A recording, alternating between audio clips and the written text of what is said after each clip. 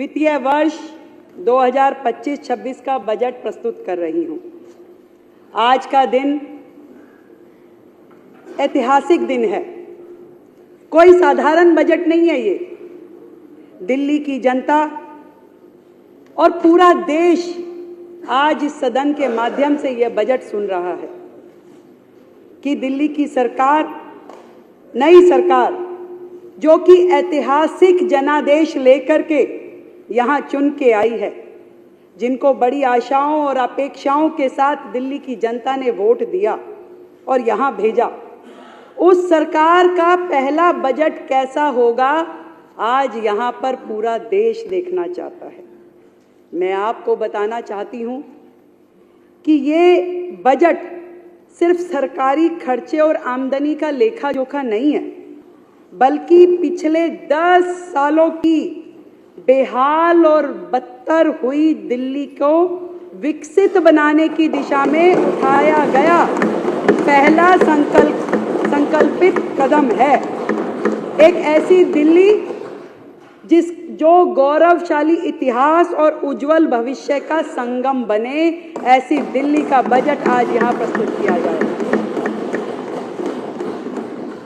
मैं और मेरी सरकार दिल्ली वासियों को तथा मां यमुना को नमन करते हुए इस जिम्मेदारी को पूरी विनम्रता के साथ स्वीकार करते हुए इसे समुचित निभाने का संकल्प करती हूँ। हमारा यह बजट बाबा साहब के समता, पंडित दीनदयाल उपाध्याय के अंत्योदय, महात्मा गांधी के सर्वोदय और हमारे देश के यशस्वी प्रधानमंत्री श्री नरेंद्र मोदी जी के सबका साथ, सबका विकास, सबका विश्वास और सबका प्रयास, इन सिद्धांतों पे आधारित है। अध्यक्ष महोदय, मुझे यह बताते हुए अत्यंत दुख होता है कि पिछले 10 सालों में विकास के हर पैमाने पे दिल्ली फिसलती गई, लगातार फिसलती गई। जर्जर सड़कें, दूषित यमुना, सीवर ओवरफ्लो, स्वास्थ्य सुविधाओं की दयनीय स्थिति, वायु प्रदूषण के कारण से ये समझ में आता है कि पिछली सरकार के शासन और नीतियां जो थी, उसके कारण से दिल्ली की जनता कितनी त्रस्त रही। पिछली सरकार ने दिल्ली की अर्थव्यवस्था को दीमक की तरह खोखला किया, दीमक की तरह। और दिल्ली जल बोर्ड घाटे में, डीटीसी घाटे में, दलितों के उत्थान के लिए बनाया गया कॉर्पोरेशन घाटे में, झुग्गी के विकास के लिए काम करने वाला ड्यूसिप पूरी तरह ठप, गंदा पानी बहता चुकी थी। और ऐसे में इस सरकार का हमारे पास आना और इसको चलाना किसी चैलेंज से कम नहीं है सर, किसी चैलेंज से कम नहीं है। फिर भी मैं इन 2 लाइनों के माध्यम से सरकार की मंशा आपको बताना चाहती हूँ कि यकीन हो तो कोई रास्ता निकलता है, यकीन हो तो कोई रास्ता निकलता है, हवा की ओट लेकर भी दिया जलता है। अध्यक्ष महोदय, मैं आपके माध्यम से पूरी दिल्ली की जनता को यह बताना चाहती हूं कि पिछली सरकार के राज्य में, आज तक की सरकारों के राज्य में 2023-24 का बजट था जो कि सबसे अधिक था, वो था 78,800 करोड़ रुपए।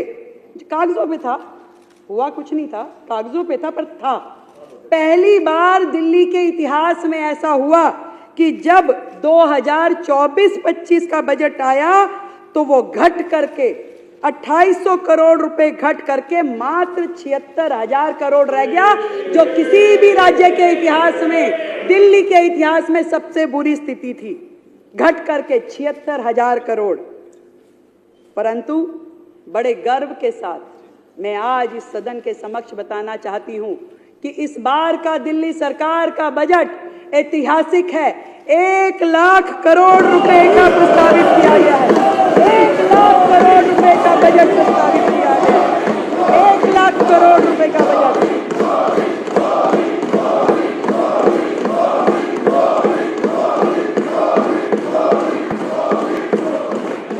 कि ना केवल दिल्ली के इतिहास में बल्कि देश में इतनी तरक्की करने वाला, जो कि 31.5% अधिक है, पिछले साल की तुलना में अभूतपूर्व और ऐतिहासिक बजट है। अध्यक्ष महोदय, जहां साल दर साल बजट बढ़ने की बजाय घटा, जहां जीडीपी की दर पूरे देश की तुलना में कम रही, राष्ट्रीय स्तर की अपेक्षा दिल्ली की प्रति व्यक्ति आय की जो गति पूरे देश में है उससे कम गति से बढ़ी। इससे यह स्पष्ट है कि पिछली सरकार में ना तो क्षमता थी कि वो राजस्व बढ़ा सके और ना ही इच्छा शक्ति थी कि विकास कार्यों पे ईमानदारी से खर्चा कर सके। ये स्थिति थी पिछली सरकारों की। और दिल्ली की वर्तमान स्थिति में ये स्पष्ट दिखाई देता है कि बुनियादी ढांचा और नागरिक सुविधाएं पूरी तरीके से ध्वस्त है, पूरी तरीके से ध्वस्त है। यही नहीं, ये आंकड़े पूरे तरीके से फाइनेंशियल मिसमैनेजमेंट का स्पष्ट परिणाम है, स्पष्ट कि किस तरीके से दिल्ली की जनता को धोखा दिया गया। यहां यह कहना भी उचित होगा कि सरकारी आय इसलिए घटी क्योंकि जो राजस्व सरकार को मिलना चाहिए था वह शराब माफिया, जल बोर्ड, पीडब्ल्यूडी के ठेकेदारों के माध्यम से पिछली सरकार से जुड़े हुए संबंधित लोगों को मिल रहा था, सरकार के खजाने में नहीं आ रहा था। इसलिए दिल्ली पिछड़ती गई। पर अब भ्रष्टाचार, कुप्रबंधन एवं अक्षमता के दिन, आपदा सरकार के दिन चले गए हैं। हमारे 1 लाख करोड़ रुपए के ऐतिहासिक बजट में किए जाने वाले कैपिटल एक्सपेंडिचर, अध्यक्ष महोदय, उनको दुगनी बढ़ोतरी दी गई है, दुगनी, डबल कर दिए गए हैं, जो कि पिछले बजट के इतिहास में पिछली बार 15,000 लगभग करोड़ की तुलना में इस बार 28,000 करोड़ रुपए का कैपिटल एक्सपेंडिचर दिया गया है। विकसित दिल्ली के बजट में कैपिटल एक्सपेंडिचर की इस राशि का आवंटन सड़कों, नालियां, सीवर, शिक्षा, स्वास्थ्य के प्रति हमारी प्रतिबद्धता का स्पष्ट प्रमाण है। अध्यक्ष महोदय, पिछली सरकार ने यह कहते हुए डेवलपमेंट में कम खर्च किए, हमारे पास धन नहीं है, हमारे पास संसाधन नहीं है। विडंबना यह है कि अगर पिछली सरकार ने दिल्ली में केंद्र सरकार की योजनाओं को मात्र राजनीतिक कारणों से यदि रोका ना होता तो शहर में स्वास्थ्य की, शहरी आवास, पानी, सीवर आदि विकास कार्यों में पैसों की कभी कमी नहीं होती, कभी कमी नहीं होती। राजनीतिक कारणों से हर योजना को रोका गया, परंतु दिल्ली का दुर्भाग्य रहा। अध्यक्ष महोदय, एक उदाहरण मैं प्रस्तुत करना चाहती हूं। सारा विश्व जानता है कि माननीय प्रधानमंत्री नरेंद्र मोदी जी के विजन पे आधारित आयुष्मान भारत योजना पूरे देश में लागू की गई, पूरे देश में लागू की गई। लाखों जरूरतमंद नागरिकों को इसका सीधा फायदा प्राप्त हुआ, सीधा फायदा। परंतु केंद्र के निरंतर अनुरोध करने के बावजूद लगातार कहा गया कि इसे दिल्ली में लागू कीजिए, लागू कीजिए, परंतु दिल्ली में वो लागू नहीं की गई। सिर्फ इसलिए कि तत्कालिक जो मुख्यमंत्री थे वो चाहते थे इस योजना में उनका नाम जोड़ दिया जाए, तब वो लागू करना चाहते थे, उनका नाम जोड़ दिया जाए। और इस जिद का खामियाजा पूरी दिल्ली को भुगतना पड़ा। कितने तकलीफ की बात है। जिन स्वास्थ्य सेवाओं का नाम, केवल नाम के कारण उन्होंने दिल्ली को आयुष्मान भारत से, बताना चाहती हूं कि सरकार ने जिस दिन अपना कार्यभार लिया, शपथ के तुरंत बाद पहली कैबिनेट की मीटिंग करके आयुष्मान भारत को दिल्ली में लागू करने का निर्णय लिया गया। और ये योजना बहुत जल्द अब दिल्ली में लागू हो जाएगी, जिसके माध्यम से दिल्ली के लोगों को प्रधानमंत्री जन आरोग्य योजना, आयुष्मान आरोग्य मंदिर और प्रधानमंत्री आयुष्मान भारत इंफ्रास्ट्रक्चर मिशन जैसी योजनाओं के रूप में बेहतरीन स्वास्थ्य सेवाएं उपलब्ध हो पाएंगी। हमारी सरकार ने हमारी सरकार ने किया अध्यक्ष महोदय। दिल्ली वासियों को उन्होंने बेचा, लेकिन टूटी सड़कें, ट्रैफिक जाम, इनकम्प्लीट प्रोजेक्ट ने इस महानगर को एक अराजक राजधानी बना दिया। विज्ञापन सरकारों ने इंफ्रास्ट्रक्चर के नाम पे केवल पोस्टर चिपकाए। जितना खर्चा योजना में नहीं होता था, उससे ज्यादा पब्लिसिटी एक्सपेंस होता था, उतना होर्डिंगों में खर्च होता था, उससे ज्यादा। मैं ऐसी अनेक योजनाएं आपको बता सकती हूं कि योजना के मद में कुछ नहीं था, पर होर्डिंग का पूरा खर्चा था, अखबारों में पूरी ऐड थी, देश भर में थी। ऐसी सरकार जिसने धरातल पे विकास को ठप कर दिया। प्रधानमंत्री नरेंद्र मोदी जी की दूरदृष्टि से प्रेरित होकर यह बजट दिल्ली को आधुनिक, सुरक्षित और हाई टेक इंफ्रास्ट्रक्चर से सुसज्जित करने वाला बजट है।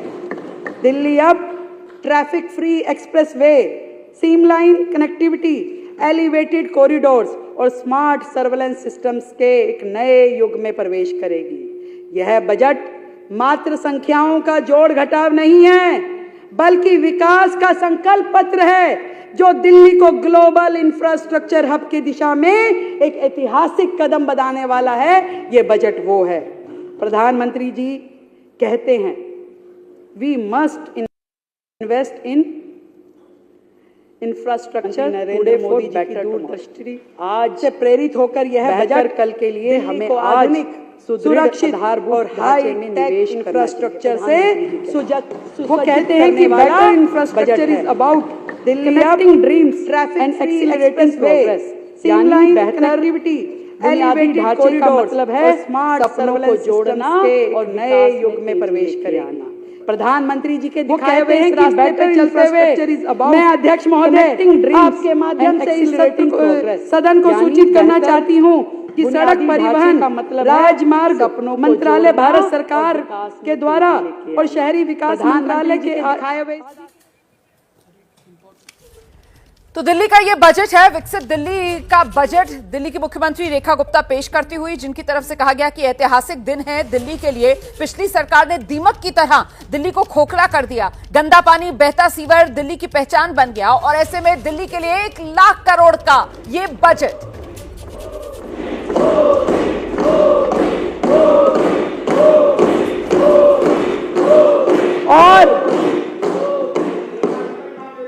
और सुरक्षा आवश्यकताओं को ध्यान में रखते हुए विशेष रूप से महिलाओं के लिए 50,000 अतिरिक्त कमरे लगाने का भी प्रस्ताव किया गया है। दिल्ली में सड़क और पुल इंफ्रास्ट्रक्चर के सुधार के लिए 3,843 करोड़ रुपए की राशि आवंटित की गई है। 3,843 करोड़ रुपए की योजना विभाग के अंतर्गत एक नई योजना शुरू करने का प्रस्ताव किया गया है, और उसमें भी मुख्यमंत्री विकास निधि के रूप में 1400 करोड़ रुपए के बजट का प्रावधान किया गया है। जो पहले की सरकारों में खर्च नहीं होता था, पड़ा रहता था, वो आपको छोड़ो अपने विधायकों को भी नहीं देते थे, उनकी भी प्रोजेक्ट फाइलें लटकी रहती थी। आप चिंता मत करिए, सबको काम करने के लिए फंड मिलेगा, सबको मिलेगा, चिंता मत कीजिए, सबको मिलेगा। 2025-26 में राष्ट्रीय राजधानी क्षेत्र दिल्ली के विकास के लक्ष्यों को प्राप्त करने के लिए इंफ्रास्ट्रक्चर प्रोजेक्ट के लिए केंद्र सरकार से वित्त पोषित परियोजनाओं के लिए योजना विभाग के तहत 1,000 करोड़ रुपए का प्रस्ताव किया जा रहा है। आज हम एक बार फिर दिल्ली को नया रूप देने के लिए प्रतिबद्ध है। हम एक ऐसी मजबूत और पारदर्शी नींव रखेंगे जिसे फिर कोई कमजोर ना कर सके। हमारा सपना है एक समृद्ध, सशक्त दिल्ली का, एक वैश्विक शहर जो हर चुनौती का सामना कर सके और दुनिया में नेतृत्व करने की क्षमता रखता हो, ऐसा शहर दिल्ली को बनाना है अध्यक्ष जी। देश की राजधानी होने के बावजूद दिल्ली का बहुत बड़ा हिस्सा आज भी झुग्गी झोपड़ी और जेजे कॉलोनियों में रहता है। पिछले कई वर्षों से भारी भरकम बजट रखा जाता था, बेसिक सुविधाएं भी मुहैया नहीं करवाई गई। कितने दुर्भाग्य की बात है अध्यक्ष महोदय, भारत रत्न आचार्य विनोबा भावे जी ने कहा कि वास्तविक उन्नति तभी हो सकती है जब उसका लाभ सभी को प्राप्त हो, ना कि कुछ लोगों तक सीमित हो। सभी को प्राप्त होना चाहिए, तभी रियल डेवलपमेंट किसी राज्य की संभव है। और इसलिए झुग्गी झोपड़ी और जे कॉलोनियों में बुनियादी सुविधाएं मुहैया करवाने के लिए सरकार की ये सबसे बड़ी प्राथमिकता है। हम झुग्गी झोपड़ी और जे कॉलोनियों के विकास के लिए ड्यूसिप को 696 करोड़ रुपए आवंटित करने। आज भी झुग्गी के लोग गंदे टॉयलेट ब्लॉक इस्तेमाल करने के लिए मजबूर हैं। आज भी वहां बहन बेटियों के नहाने के लिए स्नान घर नहीं है। आज भी उनके बच्चों को खेलने के लिए कोई झूले नहीं है। आज भी वहां नालियां खड़ंजे बुरी तरीके से टूटे हुए हैं।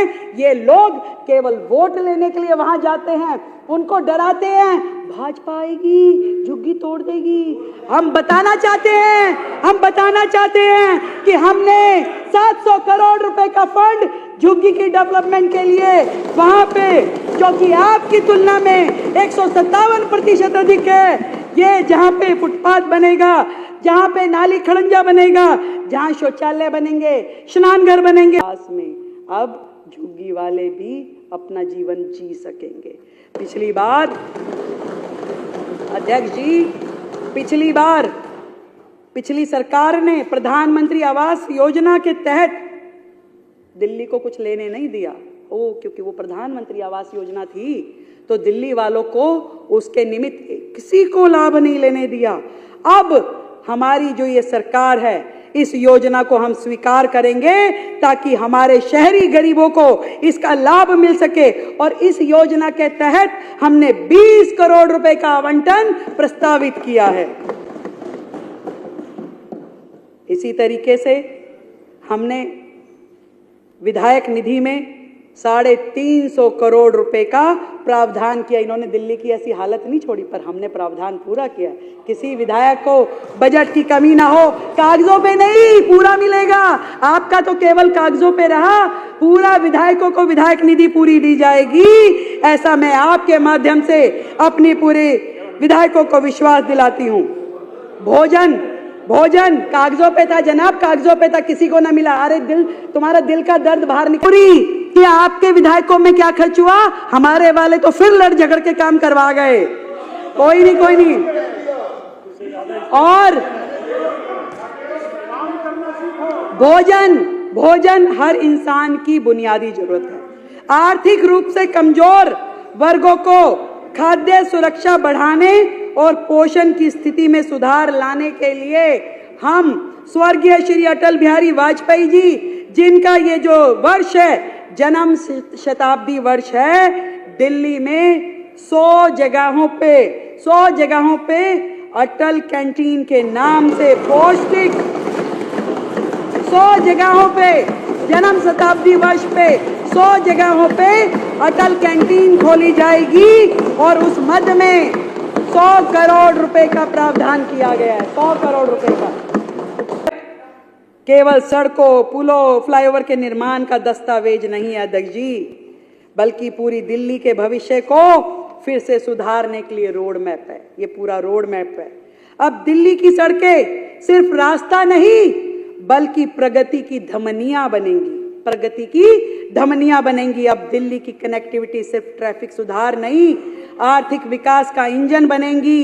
और अब दिल्ली का इंफ्रास्ट्रक्चर सिर्फ निर्माण परियोजना का हिस्सा नहीं, बल्कि समृद्ध और आत्मनिर्भर राजधानी की पहचान बनेगी।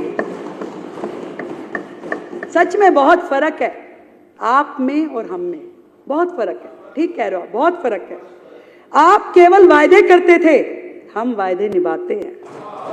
आप केवल वायदे करते थे, हम वायदे निभाते हैं। आप पीएम को, एलजी को, दूसरे राज्यों की सरकारों को गाली देते थे, हम मिलके काम करने के इरादे। आपकी पढ़ी लिखी सरकार अपनी बुद्धि का उपयोग षड्यंत्रकारी योजनाएं बनाने में लगाती थी, षड्यंत्रकारी योजनाएं, पढ़ी लिखी सरकार। और हम दिल्ली की समस्याओं के निराकरण में अपनी समझ का उपयोग करने वाले हैं। बहुत फर्क है सर, बहुत फर्क है। आपने अपने लिए शीश महल बनवाया, हम गरीबों के घर बनवाएंगे।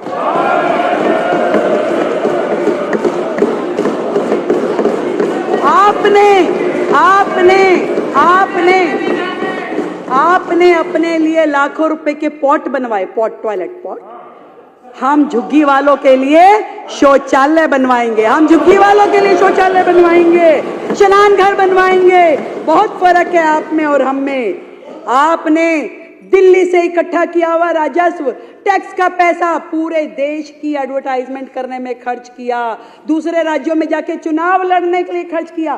पहला मुख्यमंत्री है भाई, पहला मुख्यमंत्री जो एक राज्य का मुख्यमंत्री है और प्रधानमंत्री बनने के लिए कूद के यहाँ जाऊंगा, वहां जाऊंगा, यहाँ जाऊंगा। पहला बहुत फर्क है सर, बहुत फर्क है आप में और हम में। हम उसी पैसे को, एमएलए भी नहीं रहा, कोई बात नहीं, दिल्ली की जनता ने जो तय किया, हम उसी पैसे को दिल्ली के लिए अस्पताल, स्कूल और सड़कें बनाने में खर्च करने वाले हैं। आपने अधिकारियों के साथ हमेशा दुर्व्यवहार किया, सारी दुनिया जानती है, सबको पता है, परंतु हम अधिकारियों के साथ सामंजस्य स्थापित करके काम करने में विश्वास रखते हैं। बहुत फर्क है आप और हम में। आप हाथ की सफाई जानते हो, और कूड़े की सफाई तो हमें ही करवानी पड़ेगी, कूड़े के पहाड़ हमें ही उठवाने पड़ेंगे। बहुत फर्क है। आप केवल बातें बनाते थे, हम विकसित दिल्ली बनाएंगे। बहुत फर्क है। और ये भी बता दूं आपको कि कुछ देर की खामोशी है, फिर शोर भी आएगा। कभी तुम्हारा दौर आया था, अब हमारा दौर आएगा।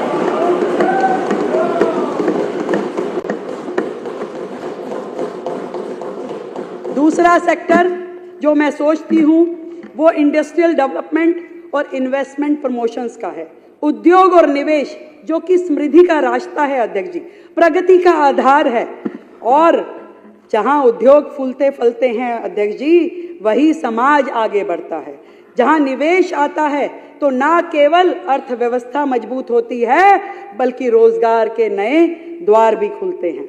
अध्यक्ष जी, दिल्ली जो कभी व्यापार, संस्कृति, औद्योगिक गतिविधियों का केंद्र हुआ करती थी, बीते वर्षों में अव्यवस्था, लाल फीताशाही और कुप्रबंधन की वजह से औद्योगिक विकास की दौड़ में दिल्ली पिछड़ती जा रही है। कितनी बुरी स्थिति है कि एक अफसरशाही इतनी हावी हो गई है कि कोई भी छोटे से छोटा अफसर बड़े से बड़े व्यापारी को जाके धमका देता है, उसको टॉर्चर करता है। ऐसी दिल्ली में व्यापारी वर्ग कितना परेशान होगा आप समझिए, जिसके कारण से बड़े बड़े उद्योग ठप पड़े हैं। व्यापारियों के लिए एक नई नीतियों का इंतजार है। निवेशकों का दिल्ली पे से भरोसा टूटता गया और अब दिल्ली को व्यापार और निवेश के लिए देश का सबसे अनुकूल केंद्र बनाने के लिए हमने संकल्प लिया है कि हम ये काम करेंगे। आदरणीय प्रधानमंत्री नरेंद्र मोदी जी की सोच है ईज ऑफ डूइंग बिजनेस और मेक इन इंडिया। इसकी तर्ज पे हम दिल्ली में नवाचार, उद्यमी अनुकूल और निवेश प्रेरित औद्योगिक क्रांति की नींव रख रहे हैं। अध्यक्ष जी, ये एक दिल्ली का नया अध्याय यहां से शुरू होने वाला है। ये बजट केवल नीतियों की घोषणा नहीं है, बल्कि व्यवसायियों को, निवेशकों और स्टार्टअप से वास्तविक राहत देने का ठोस रोड मैप होगा। भारत के संविधान निर्माता बाबा साहब डॉक्टर भीमराव अंबेडकर जी ने कहा था कि आर्थिक उन्नति एवं सामाजिक उत्थान की कुंजी उद्योगीकरण में है। औद्योगिक विकास बढ़ने से हम रोजगार दे सकते हैं, गरीबी कम कर सकते हैं तथा जीवन स्तर को ऊंचा उठा सकते हैं, बाबा साहब ने कहा था। हमारी सरकार दिल्ली में नई औद्योगिक नीति लेके आएगी अध्यक्ष जी, नई औद्योगिक नीति जो कि अभी तक नहीं है।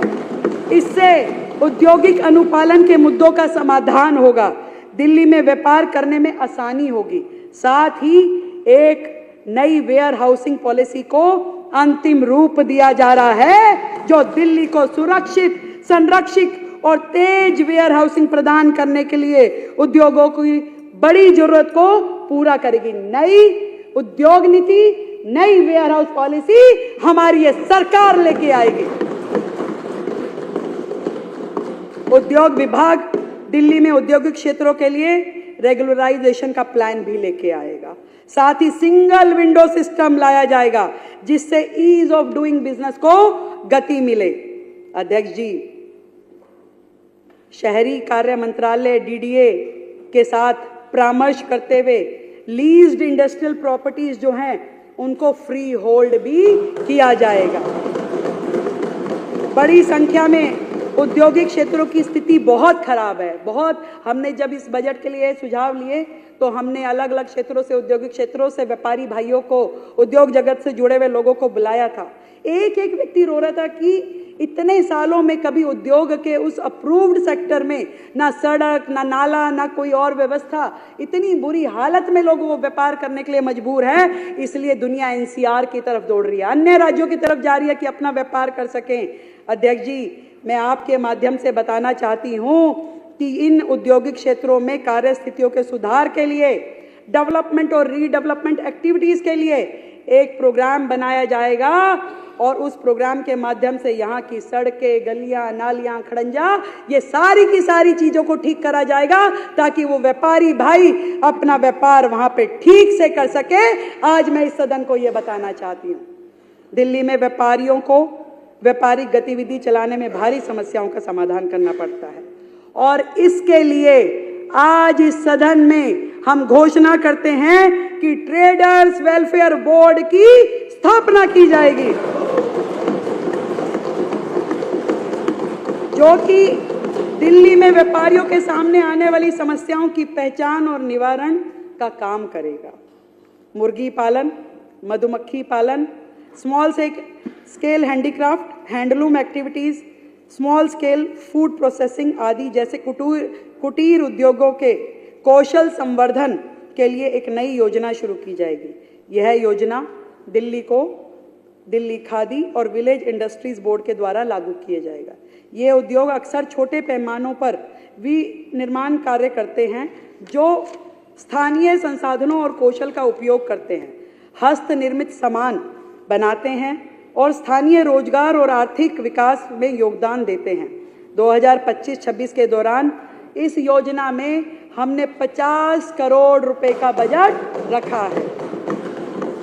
दिल्ली में विभिन्न प्रकार के निवेशकों के लिए अपार अवसर है, विशेष रूप से आईटी, बैंकिंग, पर्यटन, डेटा स्टोरेज, इलेक्ट्रॉनिक्स आदि में। और इस अवसर का लाभ उठाने के लिए इस वर्ष एक नई ग्लोबल इन्वेस्टमेंट समिट, जो कि आज तक दिल्ली में नहीं हुई, राज्यों में होती है, हर राज्य करता है, पहली बार दिल्ली में ग्लोबल इन्वेस्टमेंट समिट का आयोजन किया जाएगा। अध्यक्ष जी,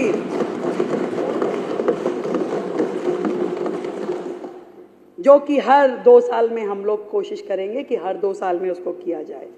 अब भ्रष्टाचार और लाल फीताशाही से नहीं, पारदर्शिता से और सरलता से उद्योग चलाए जाएंगे।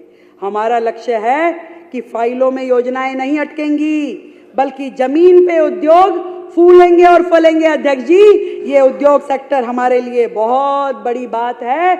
इसलिए मैं आज इस सदन में ये बात कहना चाहती हूँ कि मोदी जी को मिले एक एक वोट का कर्ज चुकाऊंगी और दिल्ली वालों की दीदी रेखा हूँ, जनता के हित में काम करके दिखाऊंगी।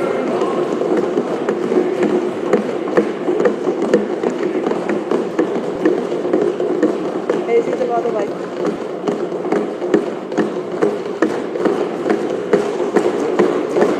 अगला मत अध्यक्ष जी, दिल्ली में जिनसे भी बात करो, अब दिल्ली ने ना बड़ी बड़ी उम्मीदें करनी छोड़ दी, छोटी छोटी आशाओं पे आ गए। अब वो नहीं कहते बड़ा ये कर दो नहीं, हमारे गली में सीवर, पानी, अब सारी दिल्ली बेचारी छोटी सी आशा पे आ गई।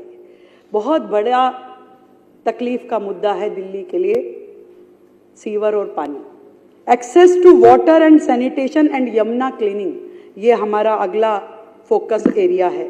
स्वच्छता, शुद्ध पानी, स्वच्छ यमुना का अभियान बनेगा दिल्ली की पहचान, बनेगा दिल्ली की पहचान। अध्यक्ष महोदय, पानी केवल प्रकृति का उपहार नहीं है, ये हमारी इस पूरी सभ्यता का आधार है।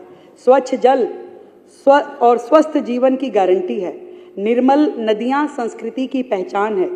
दिल्ली में प्रत्येक नागरिक को क्लीन वाटर और सैनिटेशन उपलब्ध कराना हमारी सरकार की प्राथमिकता है। और मुझे बड़ी खुशी है कि मैं आपको ये बताऊं कि इस हेड में हमने दिल्ली के लिए ऐतिहासिक बजट रखा है 9,000 करोड़ रुपए का। 9,000 करोड़ रुपए का, जो पुरानी की सरकारों की तिगुना है। हमारा लक्ष्य है कि दिल्ली की 3 करोड़ की आबादी को स्वच्छ जल उपलब्ध कराना है। आज दिल्ली की दैनिक मांग जो है 1290 MGD पानी की है, परंतु मिल हमें 1000 MGD पानी पाता है, 900 कुछ। परंतु इस पूरे अंतर को पाटना जरूरी है। दिल्ली में आज की डेट में मैं कहूं तो हम तो फायर फाइटिंग अरेंजमेंट्स कर रहे हैं, परंतु धीरे धीरे धरातल पे चीजें आती हुई दिखाई देंगी। जब पूरी चरम गर्मी होती है दिल्ली में, तो पूरी दिल्ली एक ही चीज देखती है, टैंकर घोटाला, टैंकर घोटाला। घोटाले सामने आते हैं। इस बार हमने दिल्ली में इस टैंकर घोटाले को समाप्त करने के लिए वाटर टैंकर्स में GPS सिस्टम लगाने की व्यवस्था की है, जो कि एंड्रॉइड मोबाइल ऐप से जुड़ा होगा। उस पर लिखा होगा दिल्ली जल बोर्ड टैंकर डेवलपमेंट करेंगे, और नागरिक वहां के लोकल रेजिडेंट RWA अपने टैंकर की मॉनिटरिंग कर सकती है, ट्रैकिंग कर सकती है। तो सब में GPS होगा और एक उसका कमांड सेंटर यहाँ पे होगा, जिसके माध्यम से उनको ट्रैक किया जाए। हमने 10 करोड़ की लागत से जल क्षेत्र की परियोजनाओं के लिए, क्योंकि पूरी की पूरी दिल्ली बस्ती चली गई, कभी एक प्लान्ड वे में नहीं बसी। आज यहाँ पाइपलाइन डाल दी, कल को उखाड़ दी, कल को कहीं और जड़ दी, पहले सड़क बन रही है, फिर पाइपलाइन डल रही है। ऐसा पूरा का पूरा दिल्ली में कहाँ 9 मीटर डायमीटर की सीवर लाइन चाहिए कि उससे बड़ी चाहिए। लोग परेशान हैं। ना ऐसी कोई प्लानिंग हुई कि 100 साल की विजन के साथ में दिल्ली को डेवलप किया जाता। आज जितनी भी सीवर लाइन है, जितनी भी पानी की लाइनें हैं, वो दिल्ली में जर्जर अवस्था में है। लोग उस पानी की लाइन क्योंकि जर्जर है, तो उसमें सीवर का मिक्सिंग पानी इस्तेमाल करने के लिए मजबूर हैं। ऐसा पानी आप ये समझिए, नहाना धोना तो छोड़ो, घर में पोछा लगाने के भी काबिल नहीं है। और सीवर बैक होना और ओवरफ्लो होना तो दिल्ली का फीचर बन गया है। मैं आपको ये बताना चाहती हूँ कि ये सारी परियोजनाएं रैंडमली ना चलें, प्लान्ड वे में हो। इसके लिए हमने जल क्षेत्र परियोजनाओं के लिए परामर्श सेवाओं के लिए 10 करोड़ रुपए का हेड किया है, जो दिल्ली आपूर्ति और सीवेज सिस्टम से जुड़ी हुई सारी व्यवस्थाओं को खड़ी करने में अपनी एक्सपर्ट राय देगा। उसके लिए 10 करोड़ की लागत का प्रावधान किया गया है। और इसी तरीके से, क्योंकि पूरे दिल्ली का जो सिस्टम है उसमें इतना लीकेज है, आप 1000 MGD पानी जो आपको मिल भी रहा है वो भी जनता तक नहीं पहुंच पाता। कुछ तो उसमें जो नहर है, कच्ची नहरें हैं, वो पानी जमीन में चला जाता है, वापस उसमें 30% लीकेज धरती में चला जाता है, तो कितना बचा। फिर उसके बाद में कोई पानी चोरी हो जाता है, टैंकर गायब हो जाते हैं। जितना पानी शुरू से चलता है वो आखिरी तक पहुंच ही नहीं पाता UGR तक। इन सारे सिस्टम को चेक करने के लिए हमने SCADA supervisory control and data acquisition system को हायर करेंगे और इंटेलिजेंट मॉनिटरिंग लगाएंगे, मीटरिंग करेंगे। और इसके लिए 150 करोड़ रुपए का प्रावधान किया गया है। दिल्ली में अब पानी की चोरी बर्दाश्त नहीं की जाएगी। 150 करोड़ इस हैंड में रहेंगे, इंटेलिजेंट मीटर लगेंगे, कितना पानी भेजा गया, कितना आखिरी डेस्टिनेशन तक पहुंचा। केवल बातें होती रही, दिल्ली में काम करने का प्रयास ही नहीं किया, दिल्ली को उलझा के रखा। आज आप खाली भाजपा विधायकों की बात मत करो, विपक्ष में भी जो पहले पक्ष में होते थे विधायक कहते हैं हमारे यहाँ की लाइनें, हमारे यहाँ का सीवर, हमारे यहाँ की बुरी हालत। सर, सीवेज ट्रीटमेंट प्लांट्स को कभी कामगार किया ही नहीं गया, कभी उस पर खर्चा हुआ ही नहीं। कैसे यमुना साफ होती? वो सारे के सारे नाले जब गंदे होकर के यमुना में गिरेंगे, अध्यक्ष जी, कैसे यमुना साफ होगी? इनकी मंशा ही नहीं थी। केंद्र ने पैसे दिए, बर्बाद कर दिए, बाकी जगहों से जो असिस्टेंस मिला बर्बाद कर दिया, कस्में खाई यमुना साफ करूंगा, परंतु नहीं किया। आज हमने अपने बजट में 500 करोड़ रुपए की लागत से सीवेज ट्रीटमेंट प्लांट की मरम्मत और विकास के लिए रखे हैं। 500 करोड़ रुपए, 250 करोड़ की लागत से पुरानी सीवर लाइनों को बदलने के लिए रखे हैं। 250 करोड़ रुपए हमने वाटर ट्रीटमेंट प्लांट्स के लिए रखे हैं। हमने इस पूरी पानी की व्यवस्था को, सीवेज सिस्टम को सुधारने के लिए सुपर सकर मशीनें पहले दिन सरकार के बनते ही, सबसे पहले आते ही ऑर्डर किया। अभी वर्तमान में सीवर सुपर सकर मशीनें केवल 2 हैं। पहले दिन आते ही पीडब्ल्यूडी मिनिस्टर यहां बैठे हैं, हमारे जल बोर्ड के मिनिस्टर यहां बैठे हैं। 31 सुपर सकर मशीन पहले दिन ही किराए पे लाने के लिए ऑर्डर दे दिया गया था। और भी जितनी जरूरत है मंगाई जाएंगी। 20 करोड़ रुपए हमने इस हेड में रखे हैं। इसके अलावा वजीराबाद ट्रंक सीवर लाइन के रेनोवेशन के लिए 10 करोड़ रुपए का हेड रखा है। जितने भी दिल्ली में गंदे नालों में जो जल रोकने के लिए, उनका उपचार करने के लिए ड्रेन्स की टैपिंग करने की परियोजना चलाई जाएगी, उसमें 250 करोड़ रुपए का फंड रखा है। सीएलसी ड्रेन की मरम्मत करने के लिए 50 करोड़ का फंड, जल आपूर्ति से वंचित जो एरिया है वहां जल आपूर्ति करने के लिए 50 करोड़ का फंड, नजफगढ़ ड्रेन में जो परिवर्तन करने, उसको रेनोवेट करने के लिए 200 करोड़ का फंड रखा गया है। ये सारे अलग अलग हेड में, ये सब पानी का है, सीवर का है। आप चिंता मत करिए, पानी सीवर अब समस्या नहीं रहेगा कुछ समय के बाद, जब ये सारे काम आप लोग इंप्लीमेंट करा लेंगे। वाटर लॉस को रोकने के लिए और एफिशिएंसी बढ़ाने के लिए 200 करोड़ की राशि से, जो हरियाणा से मुनक नहर खुले में आती है, जिसका 30-35% पानी लॉस हो जाता है, उस ओपन कनाल को पाइपलाइन में कन्वर्ट किया जाएगा। पाइपलाइन